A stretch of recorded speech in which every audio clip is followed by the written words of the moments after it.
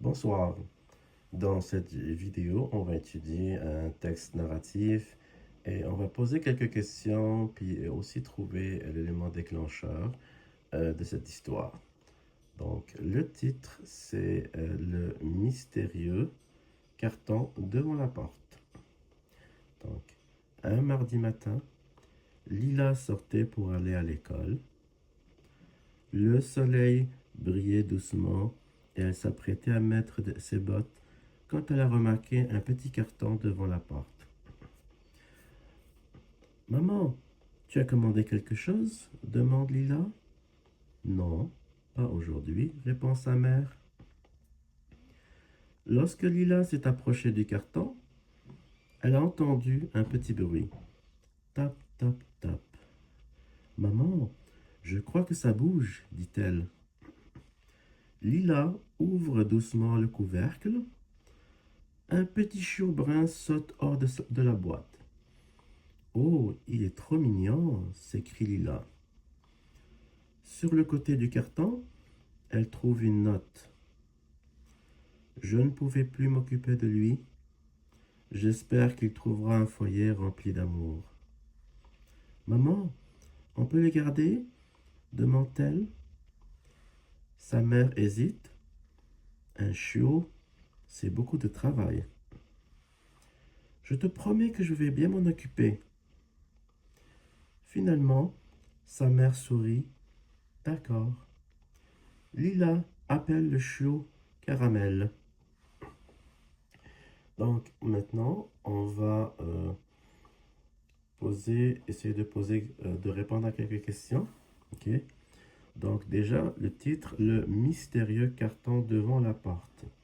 Déjà, ça donne une bonne indication sur l'élément déclencheur. Toujours, il faut faire attention euh, au titre, parce que ça donne une bonne indication. Puis c'est sûr, après avoir lu le texte, on va voir plus de détails. Ok. Donc en premier lieu, on va essayer de répondre à quelques questions. Ok. Donc, la première question, quel est le personnage principal? Donc, essayez de répondre à cette question. Quel est le personnage principal dans ce texte?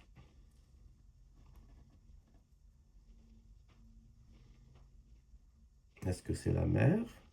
C'est la maman? Est-ce que c'est Lila? La fille? La petite fille? Ou est-ce que c'est ce qu'on a trouvé dans la boîte? La réponse, c'est Lila, bien sûr. Deuxième question de compréhension. Quel objet Lila trouve-t-elle devant la porte?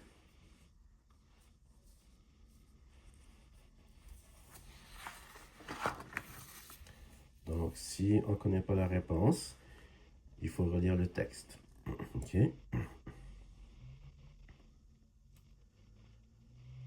Quel objet trouve-t-elle devant la porte?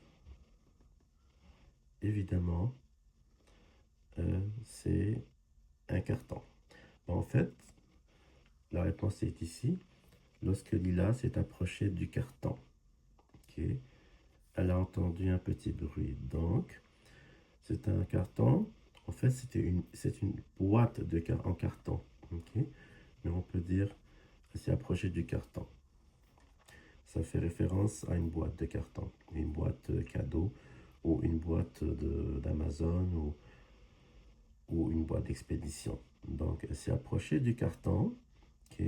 Donc, c'est sûr que ce qu'elle trouve devant la porte, c'est un petit carton. Ok. Ensuite, troisième question. Quel bruit entend-elle? Ok. On revient au texte. Donc, est-ce qu'elle entend le bruit du tonnerre, de la pluie? Ok.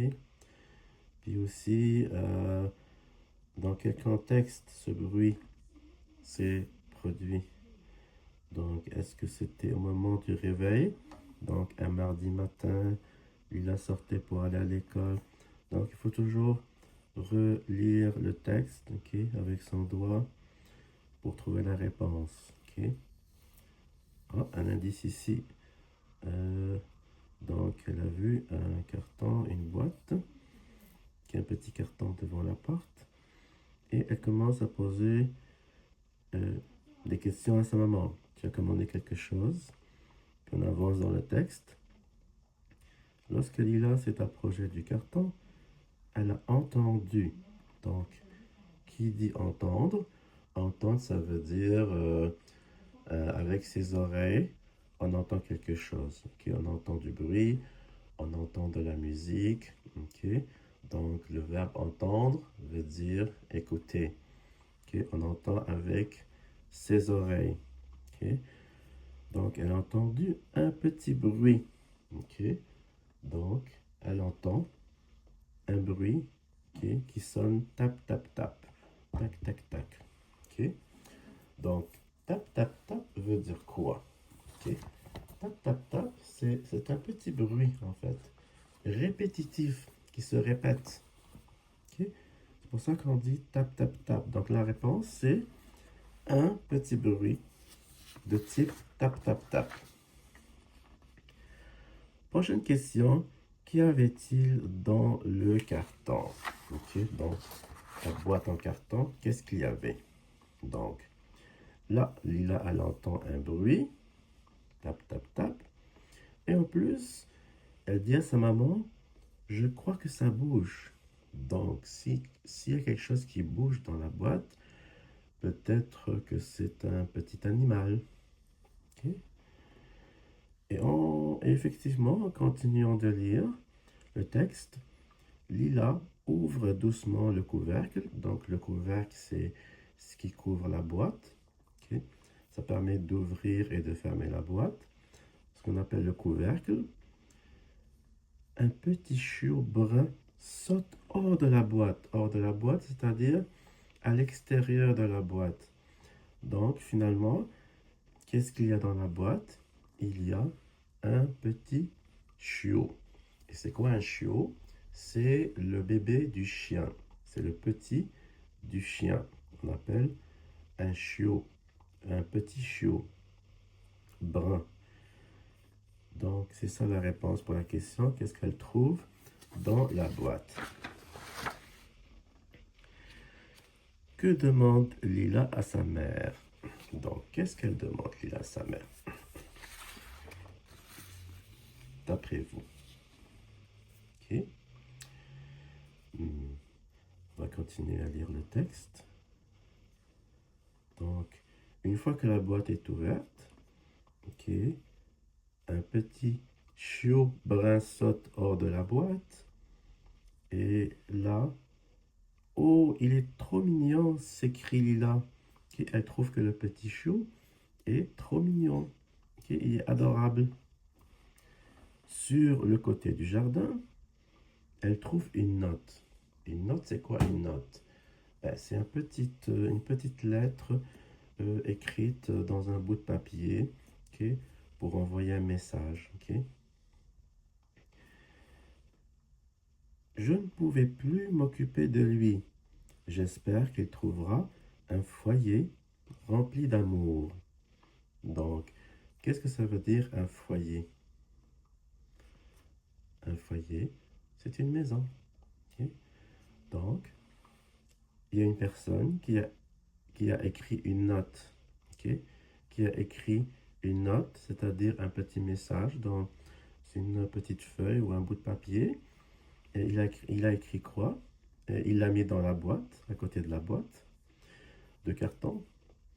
Il a écrit, c'est pour ça qu'on a des guillemets ici, parce que euh, ça veut dire que c'est le message de la personne qui a écrit la note. Et ce n'est plus Lily qui parle, okay? Ou l'auteur. Donc le message, c'est je ne pouvais plus m'occuper de lui. De lui, on fait référence à qui? On fait référence au petit chiot.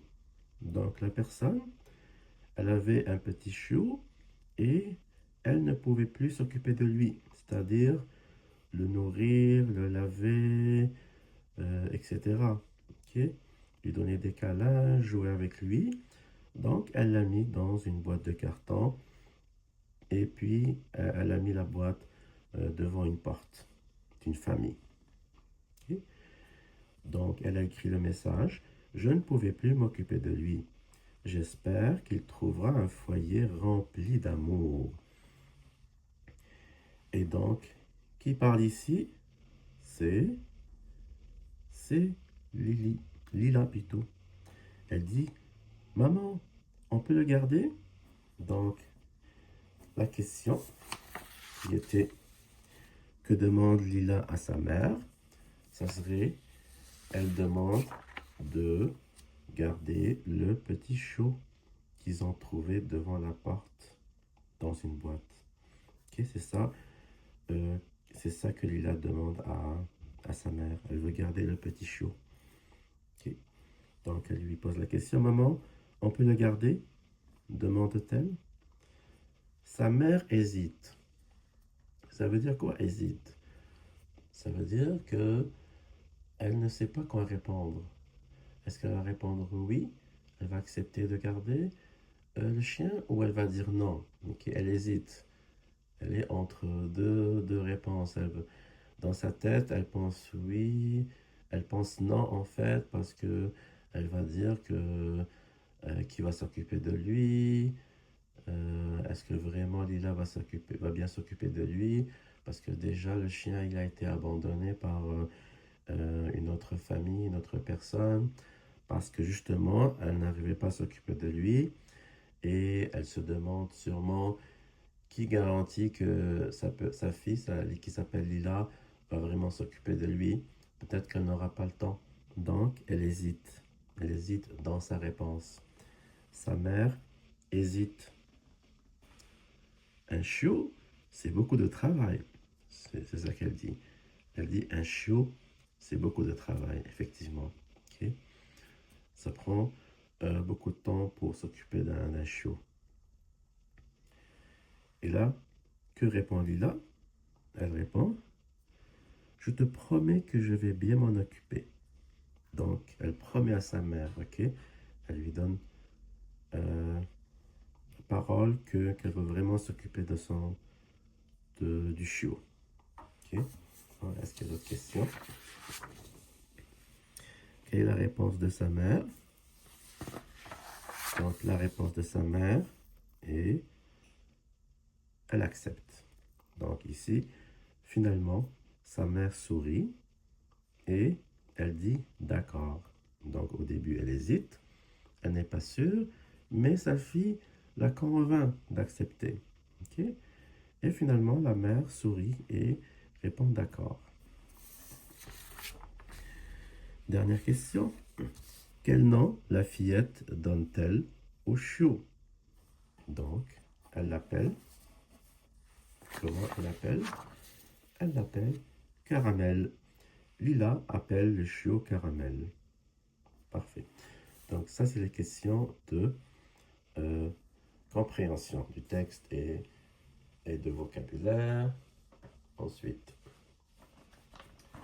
maintenant, on va parler de la situation initiale. Ok.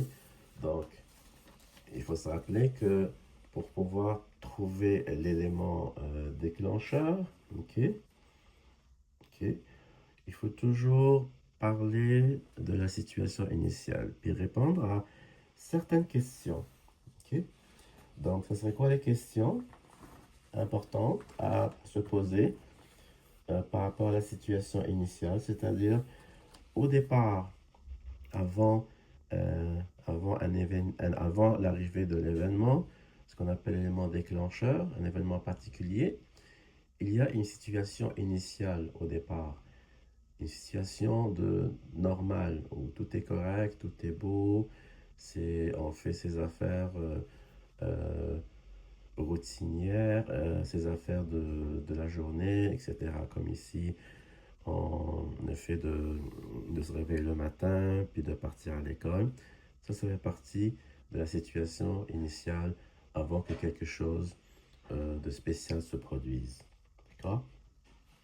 Donc, les questions qu'on doit se poser, c'est, première question, en fait, je vais vous les donner les quatre, c'est quand, qui, ou quoi. Rappelez-vous, c'est quand, qui ou quoi. Donc, première question, quand. Ok, c'est-à-dire le moment. Ici, on cherche le moment de la situation initiale au départ. Donc, c'est quoi la réponse à cette question? La question quand. Ok, quand l'histoire arrive. Et particulièrement, on parle de la situation initiale au départ. C'est quand que ça arrive? Ben, c'est déjà au début du texte. La réponse, c'est un mardi matin. Ok. Ensuite, prochaine question, c'est qui? Donc, à la question qui, on s'intéresse au personnage. Ok. Et particulièrement aussi au personnage principal. Donc, la réponse à cette question, qui? Ok.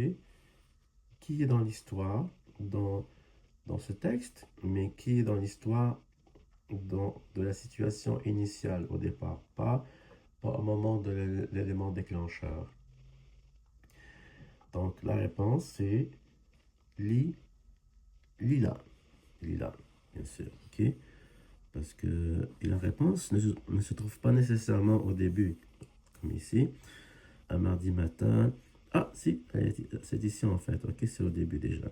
Lila sortait pour aller à l'école, donc ça c'est un premier personnage. Ensuite, en continuant le texte, le soleil brillait doucement et elle s'apprêtait à mettre ses bottes quand elle a remarqué un petit carton devant la porte. Donc, ici, un petit carton, c'est un objet, c'est pas un personnage. Maman, donc voilà. Donc, Lila et sa maman sont les principaux personnages. Ok. C'est sûr que par la suite, il y a un petit show qui rentre en scène, mais il ne fait pas partie de la situation initiale. Donc au départ, il s'agit juste d'une petite fille avec sa maman qui discutent ensemble. Ok. Puis la petite fille qui s'appelle Lila, elle s'apprêtait à sortir pour aller à l'école. Troisième question, c'est où?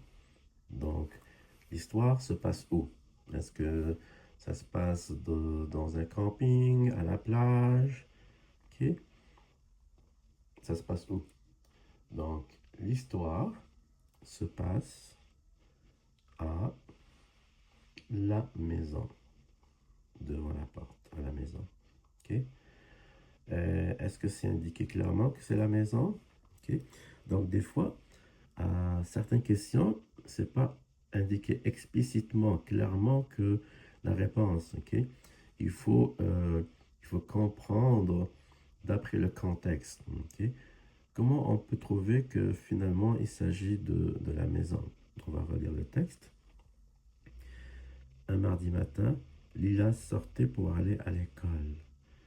Ben, c'est évident. Si Lila sortait pour aller à l'école, on comprend qu'elle était probablement dans sa maison. Ok. Ensuite, le soleil brillait doucement et elle s'apprêtait à mettre ses bottes quand elle a remarqué un petit carton devant la porte. Donc, une porte en général, c'est la porte d'une maison. Ok. Puis en plus, plus loin, on voit bien que ici, finalement, sur le côté du carton, elle trouve une note. Je ne pouvais plus m'occuper de lui. J'espère qu'il trouvera un foyer rempli d'amour. Donc ça, c'est pas nécessaire. Donc déjà au début, c'est clair que l'histoire se déroule euh, dans une maison et plus précisément devant la porte. Ok. Ensuite, dernière question de la situation initiale, c'est le quoi. Le quoi, c'est-à-dire qu'est-ce qui se passe au départ, avant l'élément déclencheur. Il faut bien comprendre c'est quoi qui est normal comme histoire. Ok. C'est quoi l'événement qui se déroule, puis qui fait partie de la situation initiale. Ça veut dire que c'est ça qui se produit en général chaque jour. Parce que l'élément déclencheur, c'est un élément, c'est l'événement qui se produit, euh, qui est spécial, ok, qui ne se produit pas tous les jours. Donc, le quoi, la réponse à la question quoi est Lila se prépare pour aller à l'école et elle met ses bottes. Ok? Donc, ça, c'est la situation. Ça, c'est la réponse à la question quoi. Maintenant, une fois qu'on a répondu aux principales questions de la situation initiale, on va parler de l'élément déclencheur. Donc, l'élément déclencheur, ok, c'est l'événement qui fait commencer le problème. Ok? Mais ce n'est pas nécessairement un problème parce que dans l'histoire, par exemple, euh, d'un petit garçon avec son père qui était dans le bateau, puis soudain ils ont entendu un bruit de tonnerre. C'était finalement un canon qui a tiré un boulet. C'était des pirates qui voulaient voler quelque chose dans le bateau. Ok? Donc, ça, c'est comme dramatique, ok, parce qu'ils ont tiré avec leur canon. C'est une arme. Donc ça, c'est l'événement déclencheur. C'est un événement déclencheur qui est problématique. Ok. Aussi dans l'histoire de la petite fille qui est avec ses parents, qui va à la plage pendant les vacances. Puis là, elle entre dans la rivière, c'est une bonne nageuse. Et puis finalement, soudainement, elle commence à se noyer parce qu'elle a été aspirée par une force, qu'on appelle ça, quelque chose qui tournoie, ok, par un fort courant ou un trou. Ok. Donc ici, dans ce cas-ci, ça c'est un événement dramatique, c'est triste. Ok. Mais ici, dans cette histoire, ok, l'élément déclencheur, ce n'est pas si dramatique que ça. Ok.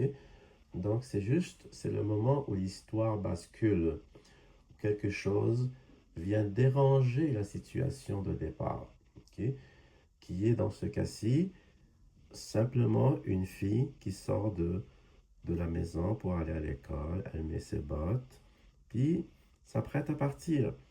Mais là, l'élément déclencheur, c'est qu'il y a quelque chose devant la porte. Il y a un petit carton. Mais est-ce que c'est suffisant de dire que le fait qu'il y ait une boîte est un élément déclencheur? Oui ou non? Donc, on hésite un peu, on réfléchit, et je pense que c'est non. Parce que ça arrive des fois que on reçoit un colis devant la porte de la maison. Ok. Par exemple, peut-être qu'on a commandé quelque chose de chez Amazon ou on reçoit un colis ou une boîte. Donc c'est normal. Donc finalement, le fait qu'il y ait un carton, une boîte de carton, ok, devant la porte, ce n'est pas l'élément déclencheur. Ok. Mais le fait, l'élément déclencheur ici, ça serait trouver une boîte, ok, qui bouge, ok. Donc dans la boîte, et en plus, il y a un petit bruit. Donc quand on entend un petit bruit qui vient d'une boîte, et en plus, euh, il y a un petit mouvement, donc c'est ça l'élément déclencheur, ok. Donc l'élément déclencheur, finalement, on peut dire que c'est le moment où Lila entend le petit bruit tap tap tap venant du carton et réalise que quelque chose bouge à l'intérieur. C'est cet événement qui fait basculer l'histoire et déclenche toute la suite. Ok. Donc c'est ça l'élément déclencheur.